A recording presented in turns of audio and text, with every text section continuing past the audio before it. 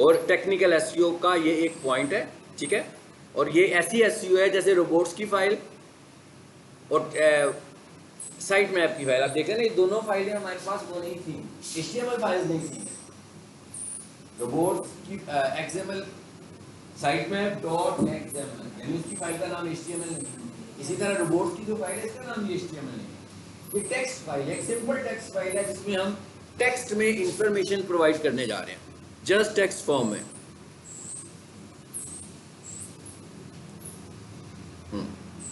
लेकिन इसको मैं थ्योरी एंड पे कराता हूँ तो हमेशा पहले दिखाता हूँ आपको। अच्छा जी, ये वेबसाइट तो खुल गई है भाई, बहुत बड़ा जूम हुआ है, इसको छोटा कर लें ज़रा ताकि चीज़ें नज़र तो आए। टेस्ट करने का क्या तरीका होगा? सबसे पहला एसईओ ऑडिट है ना, जब भी कोई बंदा वेबसाइट लेकर आएगा तो एसईओ ऑडिट ही होगा ना उसका। तो सबसे पहले तो हम देखेंगे भाई ये लगा हुआ है कि नहीं लगा हुआ, रोबोट की फाइल बनी भी हुई है कि रोबोट की फाइल नहीं बनी हुई। तो देखने के लिए हम क्या करेंगे, स्लैश, अच्छा देखने और बनाने में फ़र्क रखना है। हाँ, मैं एक क्लास का वाइवा ले रहा था तो बनाने में और देखने में कोई फ़र्क नहीं था मुझे बता, तो आपने बनाने में और देखने में फ़र्क रखना है। बनाने का मतलब है कि आप क्रिएट कर रहे हैं फाइल, देखने का मतलब है कि क्या है भी कि नहीं है। मेरे पास कोई प्रोजेक्ट आता है, मैंने तो नहीं ना वेबसाइट बनाई, मुझे क्या पता कि डेवलपर ने क्या क्या लगाया हुआ है और क्या क्या नहीं लगाया हुआ। तो ये एसईओ ऑडिट मैं कर रहा हूँ, मैं देख रहा हूँ कि भाई कौन सी ऐसी एसईओ के एलिमेंट्स हैं जो वेबसाइट डेवलपर ने अडॉप्ट कर दिए हैं, तो मुझे तो नहीं करने पड़ेंगे ना। फॉर एग्जाम्पल वो अगर थोड़ी बहुत एसईओ जानता हो, क्या हो सकता है उसने ऑफर दियो कि भाई बेसिक एसईओ मैं कर दूंगा, technical SEO, on site SEO मेरे पैकेज में शामिल है। इसका मतलब है कुछ एसईओ तो करके भेजी होगी ना, थोड़ी बहुत, उतनी तो नहीं की होगी जितना एक एसईओ वाला अलग से करेगा, लेकिन काफी हद तक उसने मे भी की हो, तो चेक तो करनी है हमने कि भाई एसईओ हुई है कि एसईओ नहीं हुई। तो मैं रोबोट की फाइल को देखने के लिए robots.txt लिख रहा हूँ जी। देखें क्या है, टेक्स्ट फॉर्म में कुछ मैसेज आ गया हमारे पास, सिंपल टेक्स्ट मैसेज है ये। इस मैसेज को समझना है आपने, तो आपको रोबोट्स फाइल बनानी आ जाएगी, बस सिंपल। मैं कैसे हम समझेंगे तो हमें रोबोट्स फाइल बनानी आ जाएगी। इसी तरह किसी और की देखते हैं, stars@edu की देखें, स्लैश क्या करना है आगे, हाँ जी रोबोट्स। भाई किसका मोबाइल चल रहा है, स्क्रीन पर आ जाए जिसका भी मोबाइल चल रहा है। मोबाइल चलाना हो ना, क्लास से बाहर चले जाया करें, फिर मुझे कोई प्रॉब्लम नहीं होगा, क्लासरूम में बैठ के मोबाइल जी। 404 एरर आ गया, ठीक है। इसका मतलब रोबोट्स की फाइल नहीं है, बनानी पड़ेगी हमें भाई। दो नुकसान हुए। अब ये रोबोट्स की फाइल पे मैं आया हूँ, इसका मतलब क्या हुआ, क्राउलर भी तो जाएगा ना। तो जब उसको नहीं मिलेगी तो दो प्रॉब्लम्स क्रिएट हो रहे हैं ना। एक तो 404 एरर क्रिएट हो रही थी, अगले लेक्चर में आएगा, नहीं पढ़ा ना अभी हमने, पढ़ लिया नहीं पढ़ा। 404 का एरर आगे पढ़ेंगे, लेकिन एक एरर तो ये आ गया और एक रोबोट्स नहीं बन गई, यानी कि दो एरर्स बन गए ना। क्योंकि क्राउलर ने, विजिटर ने तो कभी भी नहीं आना, याद रखिए, विजिटर ने ना साइट में पढ़ना है, विजिटर्स ने ना रोबोट्स पढ़नी है। भाई हम लोग तो वेबसाइट का कंटेंट देखेंगे ना, हमें इन चीजों से क्या लेना देना है। इन चीजों को कौन पढ़ रहा है, रोबोट पढ़ने लगा हुआ। अगर रोबोट इन चीजों को पढ़ने लगा हुआ है और इधर से एरर जनरेट हो रहा है, तो इसका मतलब है दो एरर्स आ गया। उसे पता लगा ना तो रोबोट है और 404 एरर भी है, ठीक है। और इसका नाम फिक्स है, 100 मिलियन, भाई जितनी ट्रिलियन जितनी भी वेबसाइट होंगी, रोबोट्स की फाइल हर वेबसाइट में रोबोट्स ही होगी। साइट मैप की फाइल साइट मैप ही होगी, साइट मैप .xml ही होगी। रोबोट्स की फाइल robots.txt ही होगी। कोई भी वेबसाइट हो, नाम जो मर्जी हो उसका, पाकिस्तान की हो, बाहर की हो, लेकिन उसकी रोबोट्स फाइल इसी नाम की होगी, यानी कि ये फिक्स नाम हो गया। चलें जी, अब ये भी हमें पता लग गया। तो ये मैं साथ साथ एक काम और भी कर रहा हूँ, मैं ज़रा देखना चाह रहा हूँ होस्टिंग होती है तो आपने एक काम आगे भी करना है। अब ज़रा इधर आकर रोबोट्स की फाइल को पढ़ते हैं किसी के। स्टार्स कॉलेज की देखें,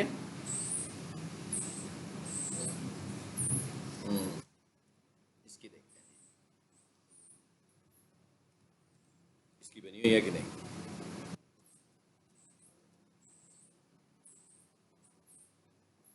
बनी है, चलिए जी। अब जरा इसको समझ लेते हैं, इसी को समझ लेते हैं।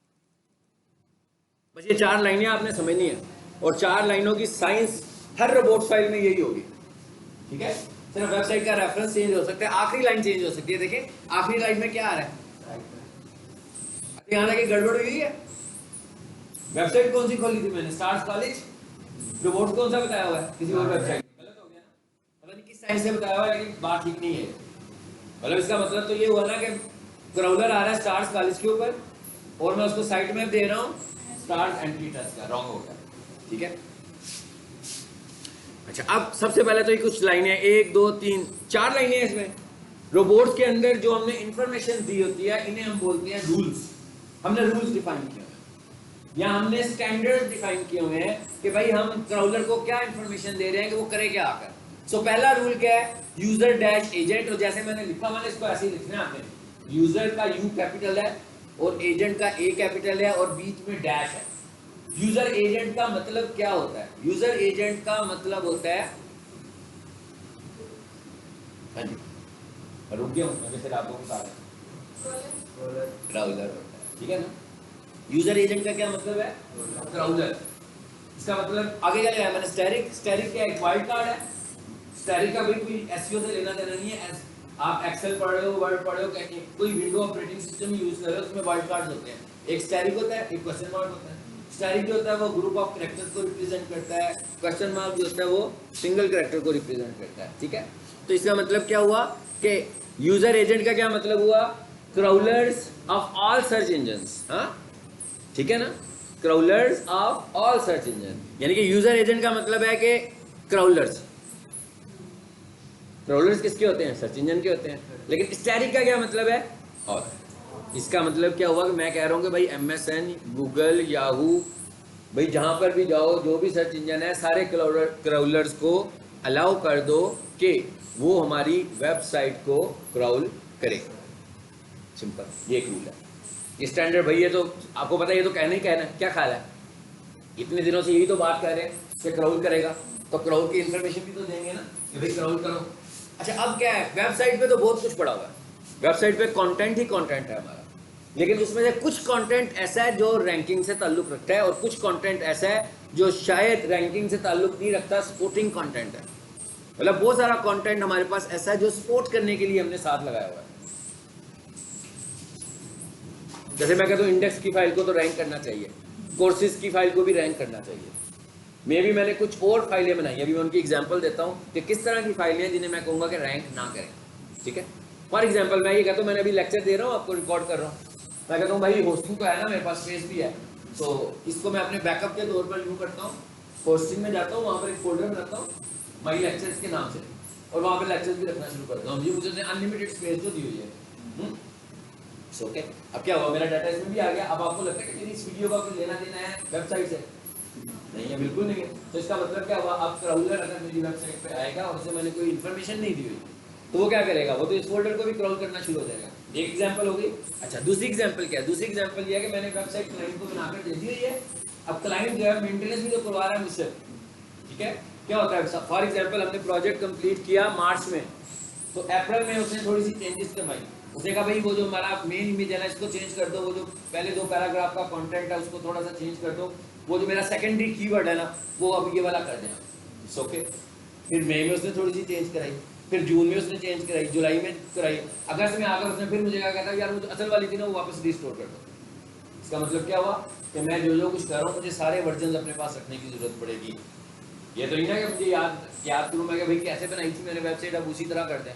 तो क्लाइंट मुझसे जब भी चेंज करवाएगा तो उसकी जो पुरानी फाइल हो उसको भी मैं बैकअप के तौर पर रख लूँ अपने पास। तो मैंने क्या किया, मैंने एक टेम्प के नाम से भी फोल्डर बना लिया। और चले एक काम करिए, देखिएगा अब ये रोबोट फाइल बनानी कैसे है भाई।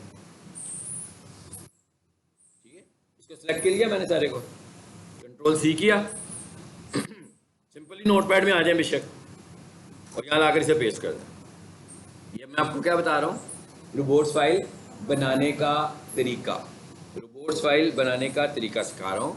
सो सबसे पहले हमने क्या लाइन लिखी भाई, ये फाइल क्रिएट कर रहे हैं, ज़हन में रखिएगा, ये मैं बार बार बता रहा हूँ, कोई वजह होगी। अक्सर स्टूडेंट बनाने के एंड पे मुझे कहते हैं ये बनानी नहीं सीखी हुई है हमने। बनाने का मतलब यही है ना, मैंने उधर से डाटा कॉपी करके इधर ले आया हूँ। यानी पहली लाइन में क्या लिखना है आपको, यूजर डैश एजेंट, और यूजर का यू कैपिटल, एजेंट का ए कैपिटल, ये स्पेसिफिक वर्ड है, रिजर्व वर्ड है, ऐसा ही लिखा जाएगा। ठीक है, अच्छा उसके बाद आगे क्या लिखा हुआ है हमने, डिस अलाउ का भी डी कैपिटल है। हाँ, डिस अलाउ कॉलन, इसका क्या मतलब हुआ, इसका मतलब हुआ कि भाई डिस अलाउ कर दो, मैंने कुछ नहीं बताया, नहीं बताया ना, इसका मतलब, और नीचे क्या बताया मैंने, अलाउ कॉलन, सब कुछ ही बता दिया। बड़ी कंफ्यूजिंग सी टर्म लिखी हुई है। चले अब मैं यूँ करता हूँ, अब आपको ये समझ में आ जाएगी बात मेरी। अब इसका क्या मतलब हुआ? इसका मतलब हुआ कि भाई ये जो टेम्प का फोल्डर है ना, इसको मैं डिसअलाउ कर रहा हूँ। इसका मतलब क्या हुआ, इसमें जो कुछ पड़ा हुआ है, जब क्राउलर हमारी वेबसाइट पर आए तो सब कुछ स्कैन करे, मगर टेम्प के फोल्डर को स्कैन ना। समझ आ गई बात? अच्छा, उसके बाद मैंने एक कोड डिसअलाउ लगाया।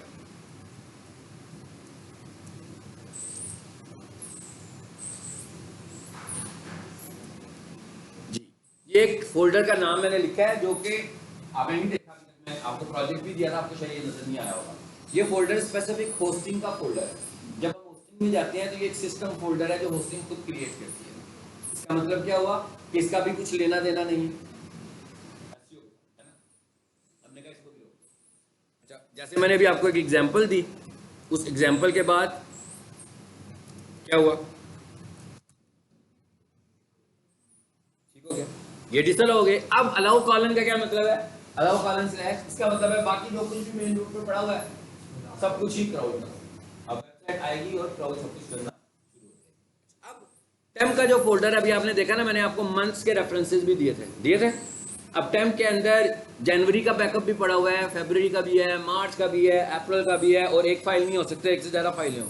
अब अगर मैं आपसे ये कहूँ कि भाई हम एक सब फोल्डर को ब्लॉक करना चाह रहे हैं, अब ये ब्लॉक क्यों कर रहे हैं कि स्कैन ना करो।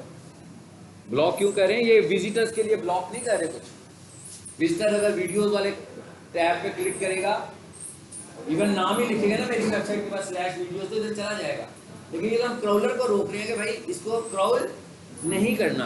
अब मैं ये कहता हूँ कि भाई मैं एक सब फोल्डर्स को रोकना चाह रहा हूँ, तो मैं लिख देता हूँ, इसका क्या मतलब हुआ?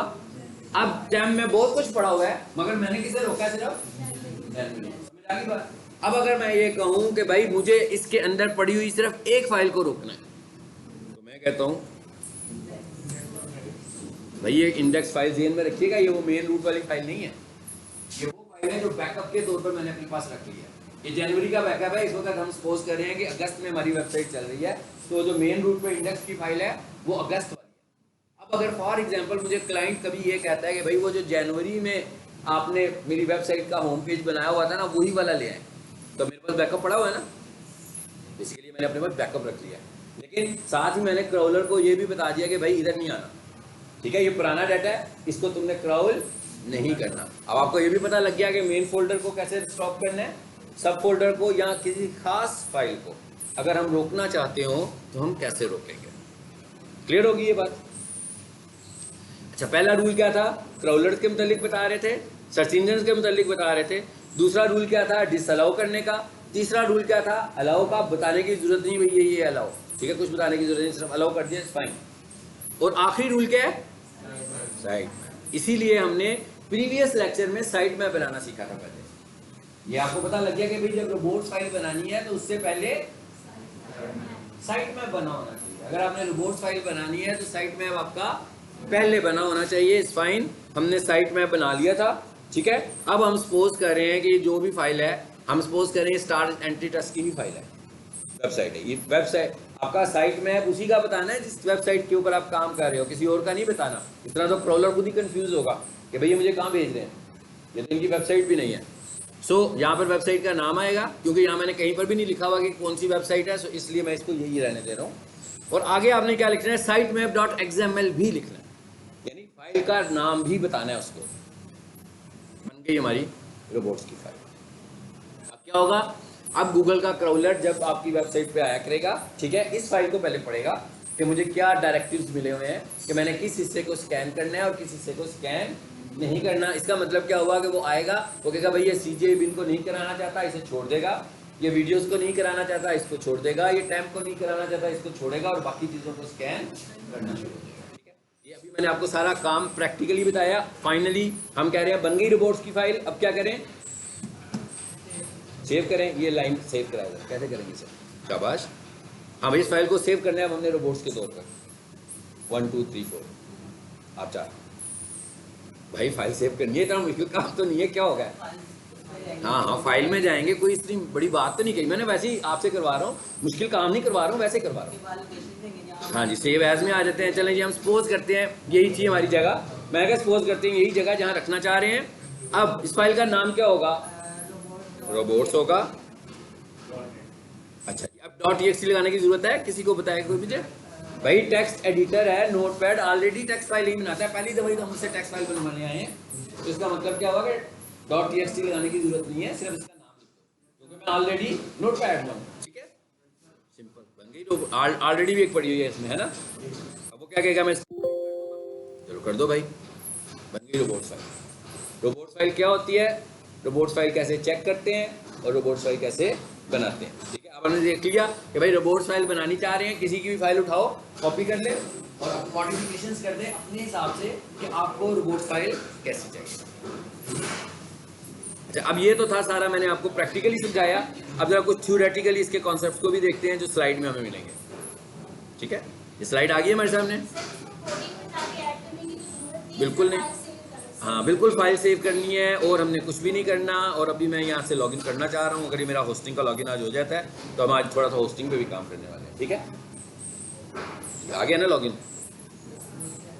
सर्विसेज का क्या मतलब? ये मैंने होस्टिंग अकाउंट खोला है जहाँ पर हम अपनी वेबसाइट को अपलोड करते हैं। सर्विसेज का, हाँ जी, एक साइड पे डोमेन्स आ रही हैं और एक साइड पे सर्विसेज आ रही हैं। डोमेन का तो मतलब है डोमेन नेम जो हमने परचेज किए हुए हैं, और सर्विसेज का मतलब है होस्टिंग। सो मेरे इस अकाउंट में वो मुझे शो कर रहा है, जो मैंने इस वक्त अकाउंट ओपन किया हुआ है, कहता है यहाँ पर आपके पास 2 डोमेन्स हैं और एक सर्विस है। इसका मतलब है एक होस्टिंग है। सो मैं इस होस्टिंग पे क्लिक करता हूँ, साथ साथ अब चीज़ें आगे लेकर चलते हैं। ये होस्टिंग आ गई है, साथ पैकेज वगैरह सब शो कर रहा है। मैं कहता हूँ एक्टिव पे क्लिक करते हैं, देखते हैं आगे क्या होता है। होस्टिंग में आ गए। अब ये स्पेसिफिक होस्टिंग में आ गए जिसपे मैंने क्लिक किया है। साथ में क्या लिखा हुआ है? Login to C panel. अब सी पैनल में जाने वाले हैं और देखें तो नीचे भी कुछ मेन चीज़ें उसने सी पैनल की यहाँ भी दी हैं। देखिए लिखा हुआ है ना फाइल मैनेजर, यहीं जाना है मुझको। लेकिन फॉर एग्जांपल अगर मैं यहाँ से जाना चाहूँ तो कैसे जाऊँगा? इस पर क्लिक करते हैं, चलो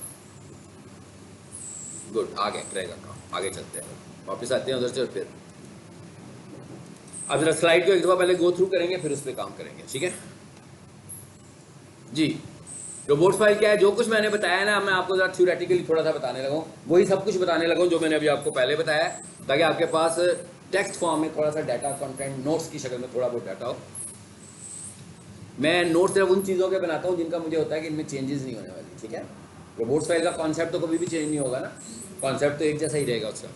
robot text file that resides in the root directory of your website and give. अच्छा, सबसे पहले अब पता लगे जगह कौन सी है, हमने इसको रखना। जैसे अभी आप लोग पूछ रहे थे ना कि इसे कहाँ लिखना कहाँ पर है। ये एक अलहदा सी फाइल है जहाँ पर आपकी इंडेक्स की फाइल पड़ी हुई है, वहीं पर आपका साइट मैप पड़ा हुआ है, वहीं पर आपकी रोबोट्स की फाइल पड़ी हुई है। ठीक है, अच्छा, robot file is a plain file that follows the robots exclusion standard. समझ में आ गया ना इसका क्या मतलब है? रोबोट्स एक्सक्लूशन स्टैंडर्ड्स का क्या मतलब है? कहता है एक प्लेन फाइल है, टेक्स्ट की फाइल है, जिसमें वो रोबोट्स के एक्सक्लूशन स्टैंडर्ड्स को फॉलो करेगी। एक्सक्लूशन स्टैंडर्ड्स का मतलब क्या कि भाई किस चीज़ को अलाउ करना है और किस चीज़ को एक्सक्लूड करने का मतलब, एक्सक्लूशन का मतलब एक्सक्लूड करना।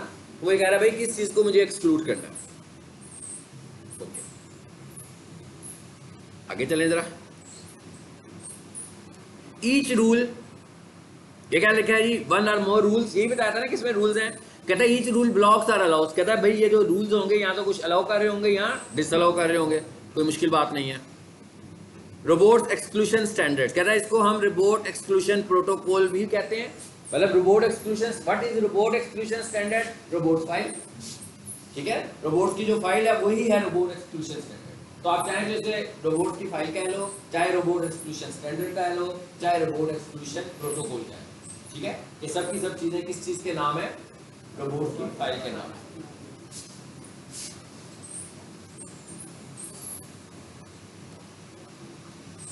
जी, what happened if you don't have a, ये वाला क्वेश्चन है। अब जरा what happened if you don't have a robot file, इसका क्या मतलब? हाँ, अगर रोबोट फाइल नहीं है तो क्या होगा? कहता है अगर रोबोट फाइल नहीं होगी तो क्या होगा?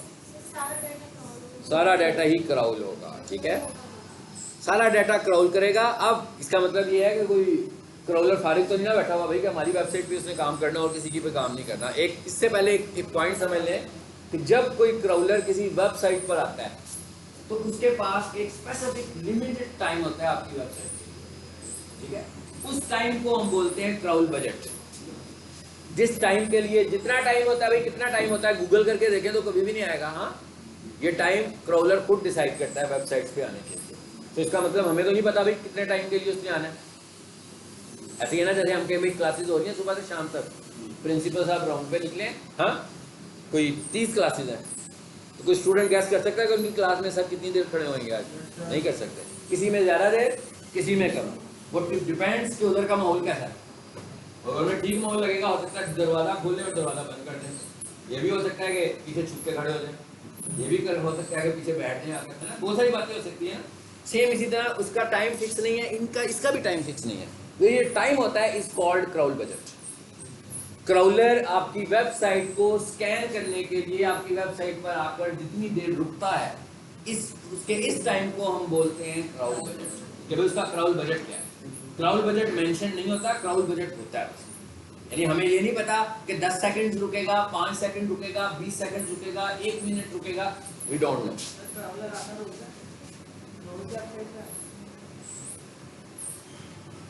रोज, हाँ बिल्कुल गुड क्वेश्चन कि क्या क्राउलर रोज वेबसाइट पर आता है? हो सकता है 10 मिनट के बाद वेबसाइट पर आता हो।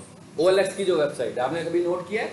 OLX की वेबसाइट पे लिखते हैं नई नई चीजें नहीं आ रही होती, आ रही होती है ना, इसका मतलब क्या, उसको तो बहुत ज़्यादा क्राउल कर रहा हो। लेकिन हमारी वेबसाइट को उतना फ्रीक्वेंटली क्राउल नहीं कर रहा। इसमें it depends on your content कि आप अपना कंटेंट कितना फ्रीक्वेंटली अपडेट कर रहे हो। जितना फ्रीक्वेंटली आप, यानी मैं अगर चाहूँ ना कि भाई क्राउलर को बुलाते हैं जरा, हाँ क्राउलर को इन्वाइट करते हैं, तो मैं कहूँगा इस हफ्ते में भाई धड़ाधड़ काम करो वेबसाइट के ऊपर, नई नई चीज़ें लगाओ, तो क्राउलर खुद आएगा। अब अगला जो टॉपिक मैं बताने लगा हूँ ना, वो क्राउलर के पास जा रहे हैं, उसे कह रहे हैं भी आ जाओ। उसे बुलाना कैसे है, हाँ उसे बुलाना कैसे है वो भी देखते हैं, अगले टॉपिक में वो भी देखेंगे। क्राउलर है, कितने क्राउलर है? बेसिकली मैंने कहा था ना, गूगल का आर्टिफिशियल इंटेलिजेंट सिस्टम काम कर रहा है ना, AI ऑटोमेटेड सिस्टम काम कर रहा है। आप समझो कि ये एक सॉफ्टवेयर है जिसने वेबसाइट पर आना है। आप जो वेबसाइट उधर चल रही है ना, उधर से डाटा कलेक्ट करता है और गूगल के सर्वर्स पे जाके स्टोर करता है। मतलब क्राउल किया, ले गया गूगल के सर्वर पे जाकर, इंडेक्सिंग सर्वर एक स्पेशल बना हुआ है जहाँ पर वेबसाइट्स को रखना शुरू होता है। वो इंडेक्सिंग सर्वर जाकर फिर चेक करता है कि भाई ये वाली वेबसाइट कितने रूल्स फॉलो कर रही है, इसे मुझे पहले नंबर पर लाना है, दूसरे नंबर पर लाना है कि तीसरे नंबर पर लाना है। चलिए अब आ जाते हैं आगे।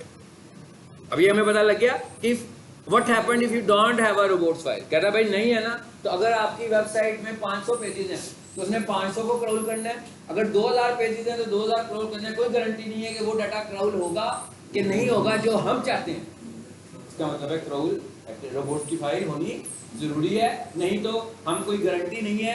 हो सकता है क्राउलर आया हो हमारी वेबसाइट पे 10 सेकंड्स के लिए और छोड़कर चला गया हो, ठीक है। चलिए आगे आ जाते हैं।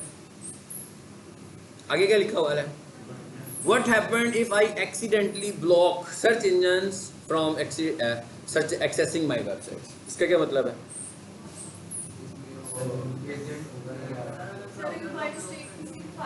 हाँ बिल्कुल सही है। हमने क्या किया भाई, वैसे ही खुद से ही ना मेंटेनेंस हो रही थी वेबसाइट की, वेबसाइट पे नई नई चीज़ें लगा रहे थे, तो हमने कहा भाई क्राउलर ना आ जाए कहीं कल और यही डाटा आधा डाटा लेकर चला जाए हमारा, ठीक है। तो हमने कहा भाई इसको रोक देते हैं थोड़ी दिनों के लिए, जब तक हम वेबसाइट पे काम कर रहे हैं, जब तक हमारी वेबसाइट रेडी नहीं हो जाती उस वक्त तक हम इसको रोक लेते हैं कि अभी वो इसको क्राउल नहीं करें, ठीक है। और जब हमारी वेबसाइट मुकम्मल बन जाएगी फिर हम इसे क्राउल कर देंगे। इसका मतलब क्या हुआ, मैंने ब्लॉक करवा दिया, मैंने डिसअलाउ करवा दिया इंडेक्स का पेज। अब क्या हुआ, ये करा के मैं खुद ही भूल गया, गड़बड़ होगी ना। मैं भूला बैठा हूँ और मैं इंतजार कर रहा हूँ कि क्राउलर आ जाएगा, कल आएगा, और मुझे ये याद नहीं मैंने ब्लॉक किया था खुद से। सो गूगल मुझे इंटीमेट नहीं करेगा कि भाई वो आपने रोका था, आ जाओ वापस आ जाओ, ऐसे नहीं कहेगा वो। अब आप, ये हमारा रूल है ना, हम अपनी चॉइस से अलाउ कर रहे हैं और हम अपनी चॉइस से डिसअलाउ कर रहे हैं। गूगल हमें ये नहीं कहेगा कि भाई वो आपने डिसअलाउ किया था, क्या ख्याल है, उसको अलाउ कराना कि नहीं कराना, ऐसे नहीं कहेगा। ये सारी हमारी चॉइस है। इस मीन जिस चीज़ को मैंने डिसअलाउ किया वो समझ रहा है कि मैं ऐसे ही करना चाह रहा हूँ, तो ये मुझे खुद ही याद रखना पड़ेगा। तो सीधी सी बात है कि भाई ब्लॉक कर दिया तो नहीं होगा, यानी वेबसाइट स्कैन होना रुक जाएगी उस वक्त तक जब तक अनब्लॉक नहीं होगा। आगे चलें।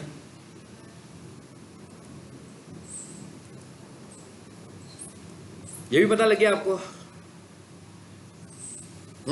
बड़े बच्चों वाले सवाल लिखे हुए हैं ना इसमें। इसलिए लिखे हुए हैं कि आपको इसकी इंपॉर्टेंस का पता लगे, क्राउलर की, इसीलिए लिखे हैं। Do you need a robots file? ये बस इतना ही कहना था और कुछ नहीं करना। अच्छा, why use a robots file? भाई बड़ी डिटेल से मैंने बता दिया हम क्यों यूज करते हैं, ये सारी स्टोरी इसमें लिखी हुई है। अच्छा, यहाँ पर जरा देखें एक चीज और, या इसके नीचे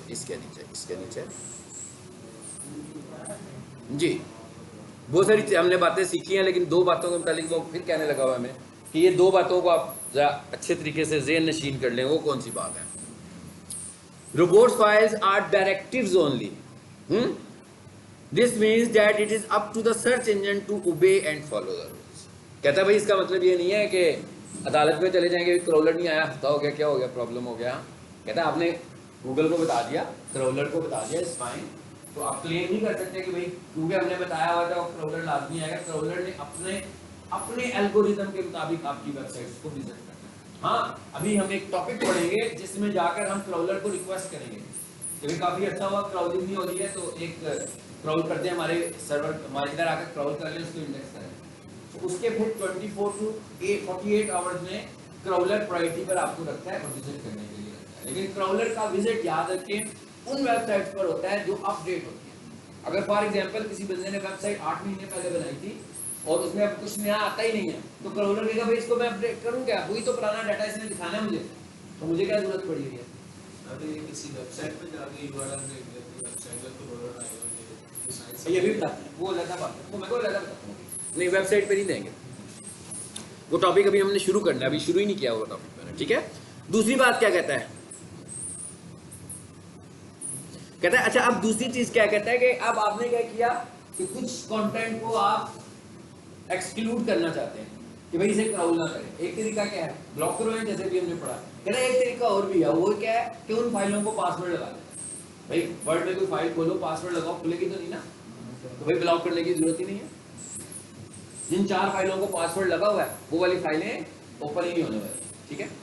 एक तरीका ये होगा। अच्छा, उसके बाद क्या कहता है, ये दो बातें हमें पता लगी। कहता भाई ब्लॉक करने का एक तरीका है कि रोबोट पे चले जाओ, एक तरीका क्या है कि फाइलों को पासवर्ड लगाओ। अच्छा, उसके बाद अगली बात वो हमें क्या कह रहा है? अगली बात वो हमें ये कह रहा है कि आपने तो रोक दिया क्रॉलर को कि भाई इस पे ना हो। मिसाल के तौर पर मैं कहता हूँ मैंने क्रॉलर को रोका अबाउट अस के पेज को क्रॉल करने से, ठीक है, कि भाई अबाउट अस के पेज को क्रॉल नहीं करो। अब मेरा जो होम पेज है, होम पेज के ऊपर एक लिंक लिखा हुआ है, for more services click on about us, और आगे अबाउट अस लिखा हुआ है होम पेज पर, और उस पर क्लिक करें तो कहाँ चले जाते हैं? अबाउट अस पर चले जाते हैं। अब आपने क्या कहा था कि अबाउट अस को क्रॉल नहीं करो, लेकिन आपने तो अबाउट us.html को क्रॉल करने से मना किया था ना, index.html को तो नहीं मना किया। तो इसका मतलब क्या हुआ कि अगर उन फाइलों के लिंक्स कहीं और पड़े होंगे वो वहां से तो क्रॉल हो गए। ये भी हमें ध्यान रखना है। इसमें अगर हम किसी की क्रॉलिंग परमानेंटली रोकना चाहते हैं तो हमें उसे हर जगह से रोकना होगा, इसमें इन लिंक्स को भी रोकना होगा। अब इन लिंक्स को रोकने का तरीका रोबोट्स तो नहीं है ना, भाई लिंक रिमूव कर देंगे थोड़ी दिनों के लिए, ठीक है। और लिंक रिमूव करने के लिए मैंने आपको बताया था ना, एक हैश भी लगाते हैं हम लोग, मगर लाइव वेबसाइट के ऊपर हैश लगाना रिकमेंडेड नहीं है, ये भी ध्यान में रखिएगा, ठीक है। क्यों? क्योंकि भाई कोई भी बंदा उसको लिंक समझता है, क्लिक करता है, फॉलो करता है, कहीं नहीं जाता है ना, तो फिर एक किस्म की गलत रीडायरेक्शन होगी ना। नो डाउट 404 एरर तो नहीं आएगा, मगर 404 एरर की तरह की कोई बात है, कुछ भी नहीं हो रहा, भाई क्लिक करते हैं तो उसी जगह पर है। जैसे मैं आपको कोई लिंक भेजूँ, मैं कहूँ भाई ये लो, और आपको रोबोट्स की फाइल को पढ़ना अच्छे तरीके से, क्लिक करें, कुछ भी ना हो, कोई पेज ही ना खुले, वहीं पर ही रहें आप लोग, तो आप कहेंगे तो गलत फाइल आ गई है शायद। इसका मतलब क्या हुआ कि हैश लिंक को भी आपकी लाइव वेबसाइट पे हैश लिंक्स नहीं होने चाहिए। हमारे हैश लिंक सिर्फ उस वक्त हों जब तक हम काम करने लगे हुए हैं। जब हमने वेबसाइट को लाइव करना होगा तो हमने हैशेस को रिमूव कर देना। हैश लिंक्स पता है ना आपको, मैंने एडिटिंग में बताया था कि भूल गया मैं। हैश लिंक्स, हैश लिंक का क्या था? href equals to file name लिखते थे ना, a space href equals to file name. अगर मैं कहता हूँ href के अंदर आप कुछ फॉलो नहीं करवाना चाहते तो हैश लगा दो। इसका क्या मतलब है? कुछ भी नहीं है फॉलो करने को उसके पास। href में अगर लिखा मैंने abc.html तो abc.html पर जाएगा ना, तो अगर मैंने वहाँ पर लगाया हुआ है हैश, कहाँ जाएगा? भी नहीं जाएगा। फाइन, तो ये भी हमें रूल का पता लग गया। कहते हैं ये दो बातों का ख्याल रखना है आपने। हाउ डज रोबोट्स वर्क्स, कहते भाई रोबोट्स, ये पढ़ लिया हमने। यूजर एजेंट क्या होता है ये भी मैंने बता दिया आपको। डिसअलाउ क्या है ये भी बता दिया। अलाउ क्या है जी ये भी बता दिया। साइट मैप की स्टोरी भी सारी समझ चुके हैं हम लोग। अब आगे नई चीज़ आगे नीचे, what is virtual robots file. ये वर्चुअल रोबोट्स का मतलब क्या होता है भाई, किस फाइल को हम बोलते हैं वर्चुअल रोबोट। अभी मैंने जो फाइल बनाई है रोबोट्स फाइल बनाई है ना, तो आपको लग रहा था कि ये फिजिकल फाइल है कि नहीं लग रहा था?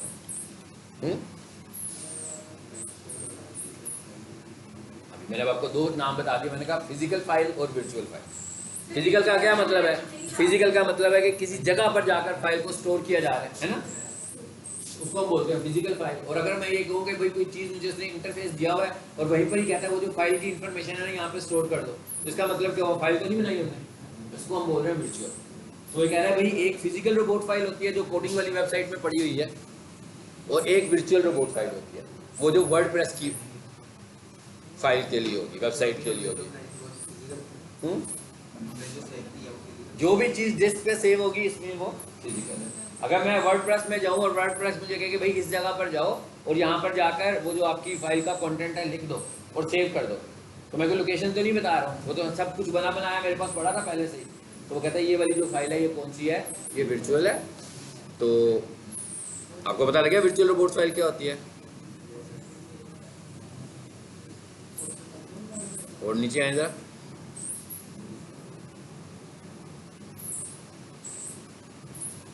करोल बजट आ गया, बताया था ना करोल बजट क्या होता है, व्हाट टाइम। अच्छा चलिए अब हम ये देखने जा रहे हैं कि भाई कैसे पता लगेगा हमें कि जो वर्डप्रेस की वेबसाइट है उसका, वर्डप्रेस की वेबसाइट के ऊपर, यहाँ देखो मैं किसी का मैंने खोली हुई है वेबसाइट के, नहीं खोली हुई है, आई थिंक सो ये है ना, लेकिन इसके ऊपर वो नहीं होगा। थोड़ी देर के लिए रिकॉर्डिंग को रोक, F9 रिकॉर्डिंग में वापस आए। ये एक वेबसाइट खुल गई है।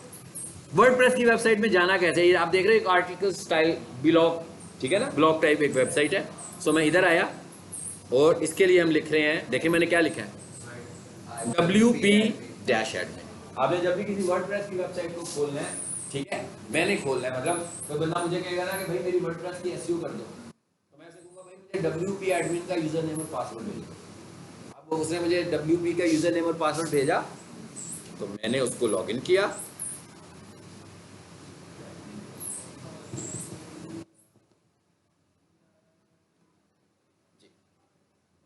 ओके।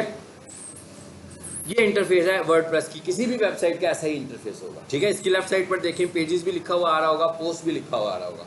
दो तीन तरह की वेबसाइट्स होती हैं वर्डप्रेस में, एक वो है जो ब्लॉग टाइप की होती है, तो ब्लॉग में जो होती हैं वो पोस्ट लगी होती हैं, तो इसका मतलब क्या हुआ, उसमें मेरा होम पेज भी पोस्ट ही होती है। लेकिन जो वेबसाइट आपकी पेजेस की तरह की होती है, जैसे हमारी कोडिंग में पेजेस बने होते हैं, तो वो पेजेस बेस्ड होती है, यानी उसमें फिर क्या होते हैं, उसमें पेजेस होते हैं, ठीक है। मैं यहाँ सिर्फ इसलिए आया हूँ ताकि आपको बता सकूँ कि यहाँ पर रोबोट फाइल कहाँ है। इसके लिए हमें क्या चाहिए होता है, इसके लिए हमें चाहिए होता है एक प्लगइन, क्या नाम है जी इस प्लगइन का, योस्ट SEO। बहुत सारे प्लगइन हैं SEO के, ठीक है, आप गूगल करोगे इतने सारे आएंगे। जो सबसे ज़्यादा पॉपुलर प्लगइन है ना, डेट इज योस्ट। और अगर आप इसको मुकम्मल इस्तेमाल करना चाहते हैं तो ये पेड प्लगइन है, लेकिन अगर आप इसके कुछ फीचर्स यूज़ करना चाहें, जैसे ये रोबोट वाला फीचर फ्री में भी इस्तेमाल किया जा सकता है, ठीक है, बेसिक SEO फ्री में भी इस्तेमाल की जा सकती है। अब आपको ये पता लग गया कि भाई वर्डप्रेस की SEO के लिए प्लगइन परचेज करना पड़ेगा, कोडिंग की SEO के लिए कोडिंग करनी पड़ेगी, ठीक है। इस पे आ जाते हैं, योस्ट पे आए हम, जरा मैं योस्ट पे क्लिक कर रहा हूँ।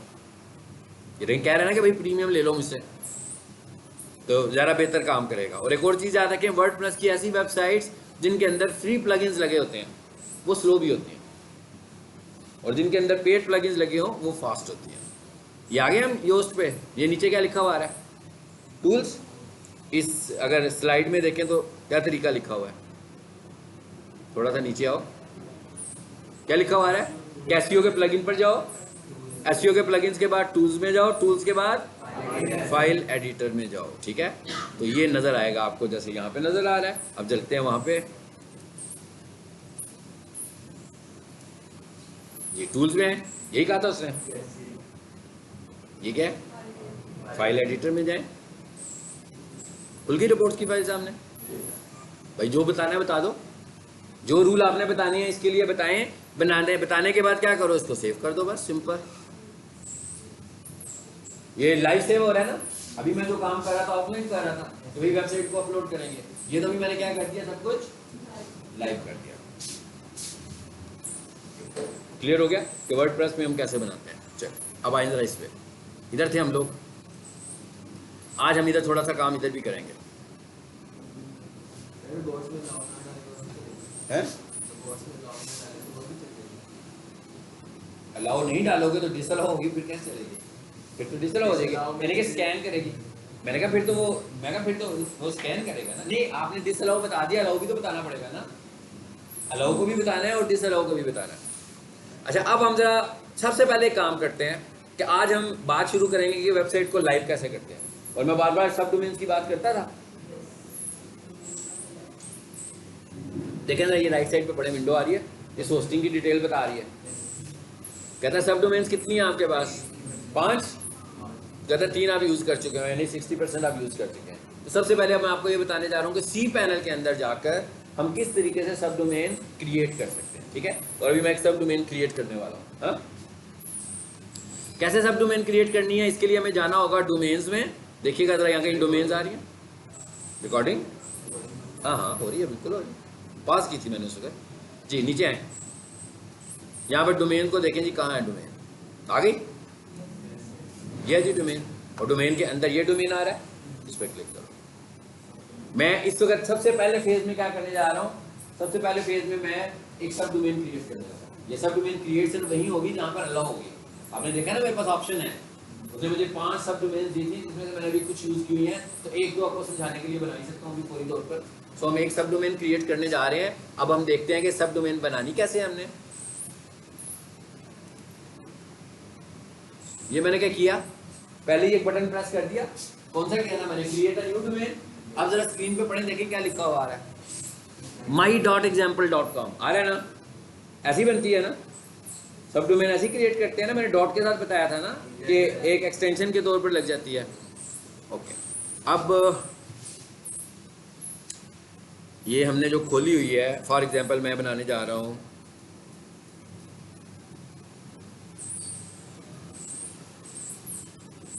अली, बना देते हैं अली डॉट,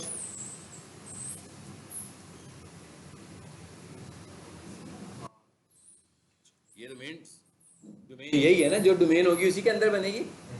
तो मैंने अब क्या नाम रखा, अली सब डोमेन का नाम रखा, और आगे क्या लिख दिया, ishaqaihospital.com, मतलब जो वेबसाइट है उसके अंदर जाकर हम एक सब डोमेन क्रिएट करने जा रहे हैं। पता लगे कैसे सब डोमेन क्रिएट होगी, ये सी पैनल में होगी, इसकी प्रैक्टिस नहीं होगी, इसकी प्रैक्टिस वीडियो खोल के करनी है आपने। बस भैया आपके पास सी पैनल नहीं है किसी के पास ना, ठीक है, परचेज करना पड़ेगा। जिसके पास सी पैनल होगा उसके पास सब डोमेन की वो ऑप्शन भी दे रहे होंगे कि बना सकते हो, तो ही प्रैक्टिस कर पाओगे ना, वैसे तो नहीं कर सकते आप इसकी प्रैक्टिस।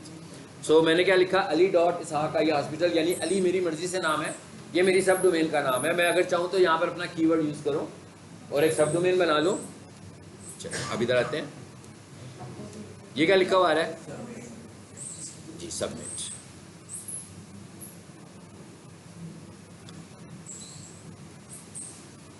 ओके, क्यों भाई, क्या कहता है, एरर दे दिया उसने। ओके कोई बात नहीं,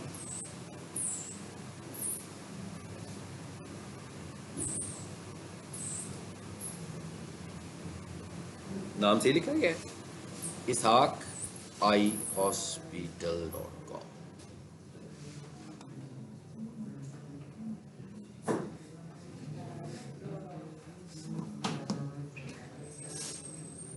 नेट बंद हो गया, नेट बंद, इसमें कुछ काम नहीं हो रहा। अच्छा, होस्टिंग का भी आपको एक मैं तरीका बता दूं। अब मैं होस्टिंग यूज़ कर रहा हूँ ना इस वक्त, और मेरा नेट बंद हुआ तो मैं कहा अच्छा यार चलो ओके, मेरा लॉगिन तो हो गया, मैं मोबाइल से दूसरा इंटरनेट चला लेता हूँ, तो आपका होस्टिंग अकाउंट नहीं चलेगा।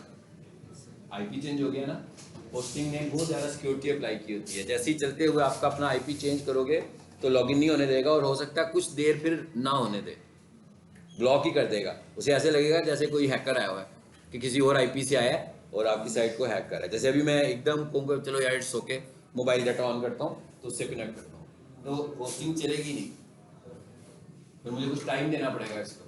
ठीक है, सेशन क्लोज होगा, उसके पास जाकर कहीं मेरा नया सेशन जब क्रिएट होगा तो फिर होगा। तो ऐसा कभी इशू है तो आपको पता होना चाहिए कि इसकी वजह क्या है।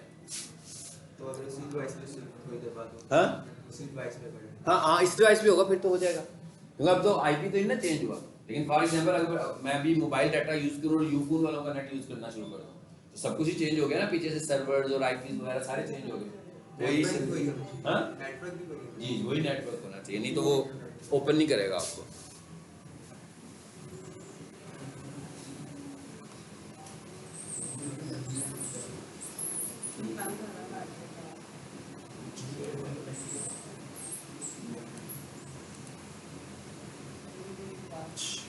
देख ले नेट तो है कि नहीं है। ये ना हो ये पहले से ना कि पड़ी हो, इसका नाम चेंज कर लेते हैं।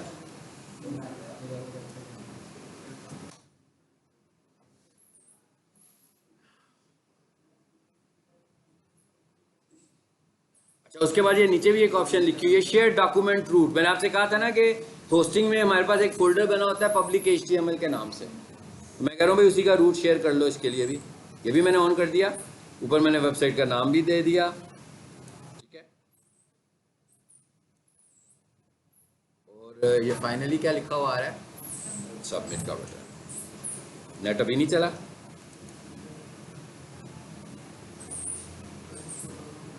वही वाला चलेगा तो अच्छी बात होगी।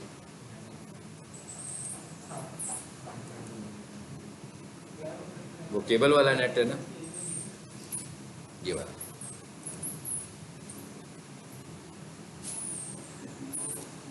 अब हमने अगला जो टॉपिक है हमारा वो क्या है कि सब डोमेन बनाना। सब डोमेन में जाकर वेबसाइट को अपलोड करना, वेबसाइट को गूगल से अप्रूव कराना, यानी सर्च कंसोल में अपनी वेबसाइट को लेकर जाना है। और सर्च कंसोल में जाकर हम ये बताएंगे कि भाई रिक्वेस्ट करेंगे जाकर कि आज हमारी वेबसाइट को क्रॉल करें, वहाँ से हम रिक्वेस्ट भेज सकते हैं, ठीक है। किस जगह पे जाकर, सर्च कंसोल में जाकर। इसका मतलब क्या हुआ कि उससे पहले हमें क्या करना पड़ेगा, अपनी वेबसाइट को सर्च कंसोल में अप्रूव कराना पड़ेगा। अप्रूव कराने का क्या मतलब है कि गूगल को जाकर मैं अपनी वेबसाइट सबमिट करूंगा कि भाई इसके एनालिसिस करो, तो गूगल मुझे कहेगा कि भाई सबसे पहले तो आप अपनी ऑनरशिप शो करें कि ये वेबसाइट आपकी है कि नहीं है। तो वो मुझे कोई कोड देगा, उस कोड को मैंने वेबसाइट के किसी हिस्से में जाकर पेस्ट करना है। उसके बाद वो उस दोनों चीज़ों को चेक करेगा और टेस्ट करेगा कि मैंने जो इसे कोड दिया था क्या इसकी उस वेबसाइट पर आ गया, जो वेबसाइट इसने मुझे बताई थी। तो अगर उस पर वो कोड आ जाएगा तो मेरी वेबसाइट वेरीफाई, बिल्कुल वैसे ही जैसे मोबाइल पे कोड आता है आपको, हाँ। लेकिन ये वाला कोड मैं कहाँ लिखूंगा जाकर, अब इस तरह के जितने भी वेरिफिकेशन कोड होंगे याद रखिएगा ये किस में आएंगे, हेड में आएंगे। किस जगह पे आएंगे, वेबसाइट के हेड पोर्शन में जाऊंगा। जो भी कोड मुझे खुद कोड देगा, मुझे एक HTML कोड लिख कर देगा कि इसको जाकर पेस्ट कर दो हेड में। उसके बाद जब मैं उसको पेस्ट करने के बाद सेव करूंगा और फिर गूगल जाकर खुद ही देखेगा कि भाई जो कोड मैंने उसे दिया था क्या वो हेड में आ गया कि हेड में नहीं आया, ठीक है। कोशिश करते हैं, अगर इसने तंग किया तो ठीक, नेक्स्ट टाइम देख लेंगे।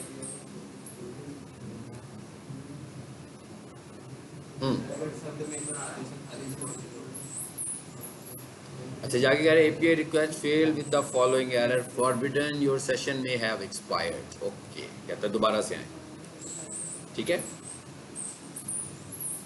बल्कि इसको भी लॉग आउट करते हैं, क्योंकि मैंने कहा ना बहुत सिक्योर होता है। हमने इसे ओपन भी काफ़ी देर पहले किया था ना, तो बहुत सारे काम ऐसे होते हैं जिसमें वो ये कहता है कि भाई लॉगिन करें।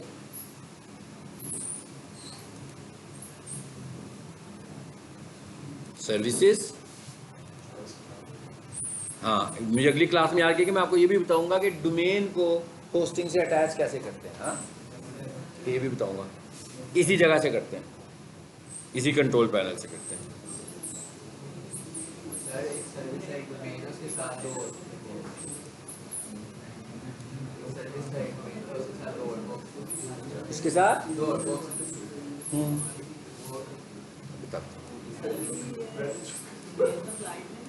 हाँ हाँ, क्या हो गया है स्टूडेंट,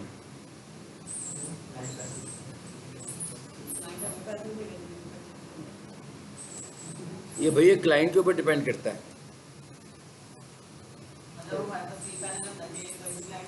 मैं तो एसईओ करता हूँ ना, ठीक है ना। मैं तो कहूँगा भाई वेबसाइट का अपना सी पैनल या WP एडमिन मुझे दे दो, ठीक है। अब अगर वो एक बंदा होगा बेचारे ने अभी वेबसाइट ही नहीं बनवाई होगी, वो आपसे कहेगा हाँ भाई मुझे वेबसाइट भी बना दो, मुझे डोमेन भी ले दो, मुझे होस्टिंग भी ले दो, तो फिर आप कहोगे कि यार ये तो मुझे भी नहीं आता है ना, ये काम मैं किसी और से करवा कर दूंगा। तो आना चाहिए ना ये काम हमें सारा, ठीक है। ये काम अब हम देख रहे हैं, ठीक है। मेरे पास भेजो, बहुत शुक्रिया आपका। अच्छा चलें, यहाँ पर ये क्या लिखा हुआ है जी, अली इसहाक आई हॉस्पिटल, ये बनी है अली डॉट इसहाक आई हॉस्पिटल। एक काम करें ज़रा, इधर आए वापस, फाइल मैनेजर, वैसे शायद वो शो कर रहा था, उसने शायद क्रिएट कर दियो। ये देखिए अभी हमने बनाई थी ना, ये आज का ही शो कर रहा है डेट, कहता है मैंने एक सब डोमेन बना दिया। ये आप देख रहे हैं स्लाइड का फोल्डर, अभी सिर्फ सब डोमेन का एक फोल्डर बना है और कुछ नहीं। अब मतलब आगे देखते हैं। अब मैं यहाँ लिखता हूँ अली डॉट इसहाक आई हॉस्पिटल, ठीक है। देखते हैं क्या होता है।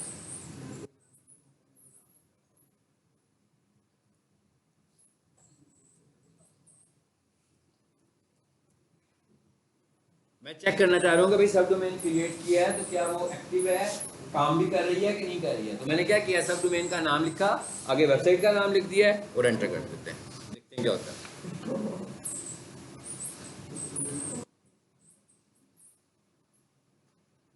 लग रहा है कुछ नहीं हुआ है ना, होना भी नहीं चाहिए कुछ, मैं कहा होना भी कुछ नहीं चाहिए अभी। हाँ जी, अभी डोमेन क्रिएट हुई है, अभी हम देखते हैं कि उसके अंदर क्या पड़ा हुआ है। हाँ इसे करने दें काम, और इधर आए वापस।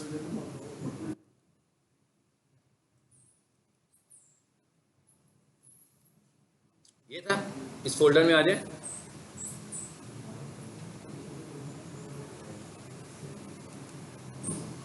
यही कह रहे हैं, कैन नॉट रीच, फाइन, ठीक है, कोई बात नहीं है।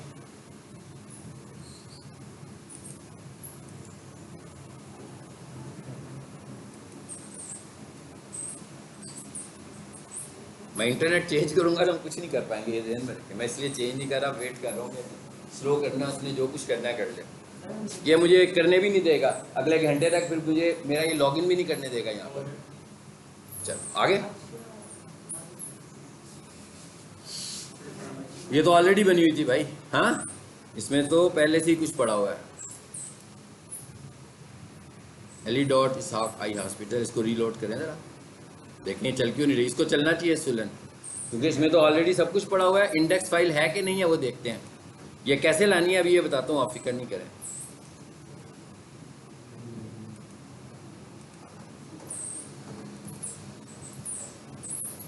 इंडेक्स फाइल भी पड़ी हुई है, सब कुछ पड़ा हुआ है। कॉपी पेस्ट करेंगे नहीं छोड़ दें, हम नया नाम लगाते हैं, दोबारा से बनाते हैं, ठीक है, आपकी प्रैक्टिस भी हो जाएगी। नहीं वो कुछ नहीं हुआ, उसे सुलन तो लोड होना चाहिए था लेकिन हुआ नहीं है। किसी का मोबाइल पे नेट चल रहा है तो ये URL लिख कर देखो, ठीक है। अपने मोबाइल पे URL लिख कर देखें, फिर मैं आगे बात करता हूँ। अच्छा अब इधर आएँ, दोबारा सी पैनल पे जाएं।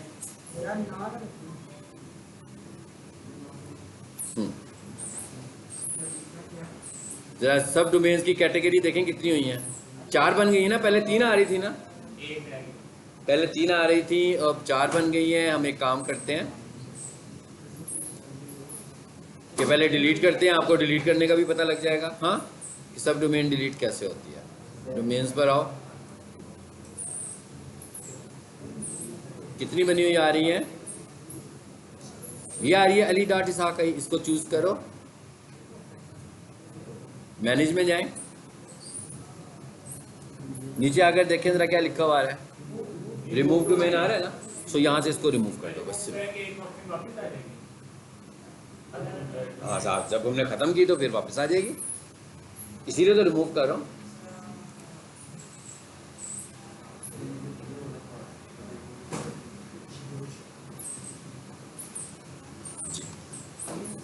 ग्रीन मैसेज आ गया, इसका मतलब है कि रिमूव हो गई है, ठीक है। अब हम क्या करने जा रहे हैं, न्यू बनाने जा रहे हैं। इस पे आओ,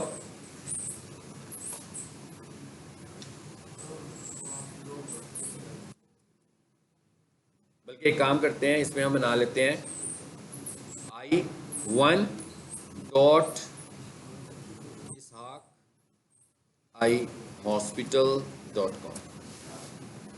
ठीक है जी। उसके बाद क्या कहता है, शेयर डॉक्यूमेंट रूट, ये इस वक्त ऑफ है ऑप्शन।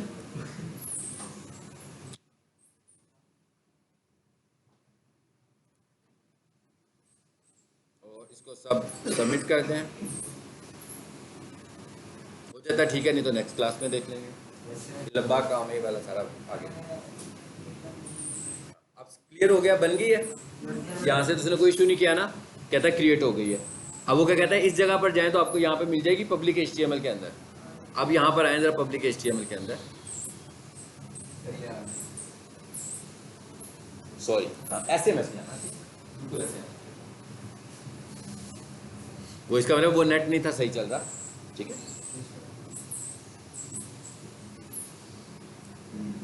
अभी मैंने किस नाम से बनाई है, I1। इधर आए जरा,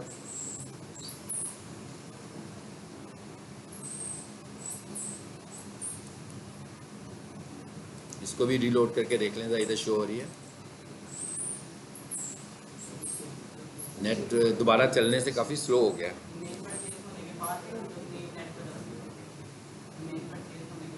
नहीं मतलब परचेज इस वक्त सेशन चल रहा है ना, आप जब इंटरनेट यूज करते हैं उसके सेशंस क्रिएट होते हैं, ठीक है।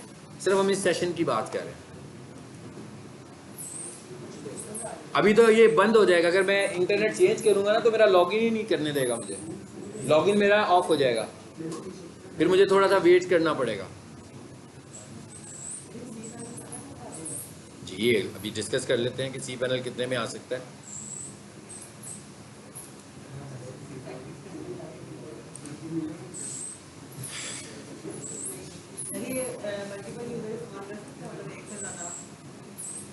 लोग बिल्कुल कर सकते हैं।